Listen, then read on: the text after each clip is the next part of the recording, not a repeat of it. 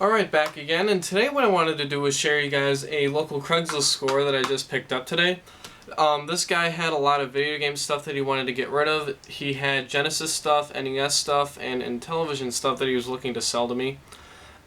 He said that his Genesis games were $1.50 each, his Intellivision games were $1.25 each, but unfortunately he says that he has lost his NES games in the basement, so I don't know where they're at. But either way, I did make a really good, find with his Genesis and Intellivision games. I only paid $15 for all this stuff here, so that's pretty amazing because there are a lot of really good gems in here. So we'll start off with the Intellivision games here. We have Tropical Trouble, which is kind of like a Jungle Hunt and Pitfall kind of game where it's a side-scrolling adventure game in the jungle. It's a pretty good game, actually. Beauty and the Beast, which is kind of like Donkey Kong, actually. Stampede, which this game is pretty much the same as the Atari 2600 version, so it really doesn't matter what version you get.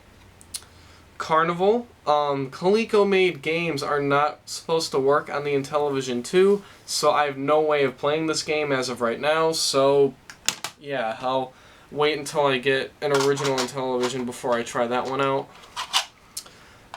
Centipede, this is another one of those Atari soft games. Not a very good version of Centipede, actually. The Atari 2600 port is actually better. Locomotion. Tron Mazatron, which is kind of a weird game. I really don't understand that one really at all. Thin Ice. This last one here is really a gem in the Intellivision library. This one's pretty hard to find. Diner. This is actually the unofficial sequel to Burger Time, which this is an Intellivision exclusive. So this is a very rare game. If you can find it, I really recommend you get this. It's a very good game, but if you want to spend $40–50 on a single Intellivision game, be my guest. But hey, I only paid $1.25 for this, so pretty much got a fantastic deal for that. And the rest of these are Sega Genesis games. So let's go ahead and get into that. Every single game here is complete and boxed except for one of them, which I'll show you that when I come to it. First one here we have is Urban Strike. This is the cardboard box version. And it just slips off like that, and there's the cart. I think this is kind of weird how this is an EA-made game, but it doesn't look like any other EA cartridge for the Genesis. It actually looks, normal. So I don't know what the deal is with that, but there's the cartridge, Urban Strike. And the instructions are hidden behind there, along with the warranty card. This is a pretty good game, actually. I had a lot of fun playing it. If you guys are familiar with a game called Nuclear Strike for the Nintendo 64 or the PlayStation, they're released on both systems. This is pretty much the same kind of principle, except it's made for the Genesis. So, it's a fun game. Alright. Next one here we got is Paperboy, also in the cardboard box version, which I already had this game, but now I've got a complete in box, which is sweet. So there's the cartridge right there. If I can get it out. There's the cartridge, and once again the instructions are hidden behind there. A very good port of Paperboy, but I still like the NES version, actually. I find the Genesis version of this game to be ridiculously hard. But that could just be me, sucking at the game. I don't know. Next one here, Frogger. I also have this for the Super Nintendo, but in my opinion this is a better game because unlike the Super Nintendo version, this is a direct port of the arcade game, which I think is just fantastic. So, everything is in this box. This is also a cardboard box in case you couldn't tell. There's the cartridge, and inside, of course, are the instructions, and the warranty card is in there too. But it's buried way deep down there. But yeah, for the Super Nintendo version versus Genesis version of this game, definitely go for the Genesis version. It's a lot better. I'll save this one for last here, because that's the better one. Another cardboard box game, we have Jurassic Park. Just comes off right there. There's the cartridge. And of course the instructions are hidden inside of there.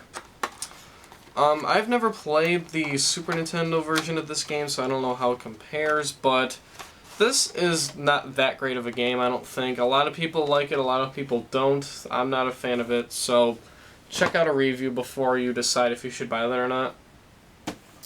Alright, so next up is Tecmo Super Bowl. This game is the one Genesis game I have that does not have the instructions, but it's not that big of a deal because Tecmo Bowl is very easy to pick up and play. I'm a very big fan of the series, so having one in 16-bit is always a great thing. Star Trek The Next Generations is complete and boxed. However, I really don't care for this game at all. I'm not a fan of Star Trek, so I have no clue what to do, but I have it anyways. These next two Genesis games here are real gems. I mean, I'm really happy that I got these now. First up we got is Sonic the Hedgehog 3, complete and boxed. Very good Sonic game. I don't think it's as good as Sonic 2, but they did add some things in here to make it better. Like now you can finally save your game. There's the kind of pseudo 3D blue sphere stage. Now they try to add some games into here to make it look more advanced, which they did, but I still like Sonic 2 better. It just feels more classic than that one, actually.